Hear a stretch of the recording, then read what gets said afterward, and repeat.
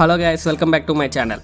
India are the champions. మనం మూడో champions ట్రోఫీని లిఫ్ట్ చేసాం. అద్భుతమైన బౌలింగ్, బ్యాటింగ్, ఫీల్డింగ్తో హై ప్రెజర్ గేమ్ని క్రాక్ చేసి ఛాంపియన్స్ ట్రోఫీ కప్ని లిఫ్ట్ చేసాం. 25 years తర్వాత న్యూజిలాండ్ మీద రివెంజ్ తీర్చుకున్నాం. మన ప్రీవియస్ వీడియోలో మాట్లాడుకున్నట్టుగానే రచిన్ రవీంద్ర, కేన్ మామా వీళ్ళిద్దరిని ఎంత త్వరగా పెవిలియన్కి పంపిస్తే అంత త్వరగా గేమ్ మన చేతిలోకి వస్తుందని మాట్లాడుకున్నాం. సేమ్ అలాగే మనం అనుకున్నట్టుగానే మన స్పిన్నర్ కుల్దీప్ యాదవ్ ఇద్దరిని వెంటనే అద్భుతమైన బౌలింగ్ వేసి పెవిలియన్కి పంపాడు.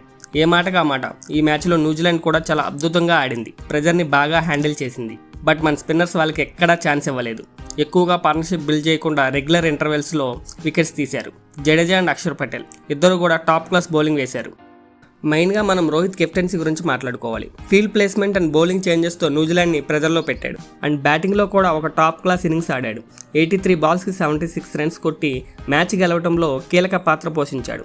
ఆ తర్వాత వికెట్స్ పడిన మన middle orders batter Shreyas Iyer, Akshar Patel, KL Rahul అద్భుతంగా ఆడి మ్యాచ్ని ఫినిష్ చేశారు.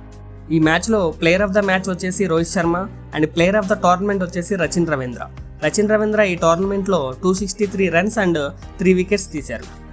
మన ఇండియా 2 months గ్యాప్లోనే 2 ICC ఈవెంట్స్ని గెలిచారు. మొత్తంగా 2 ODI world cups, 2 T20I international world cups and 3 champions trophy cups గెలిచారు.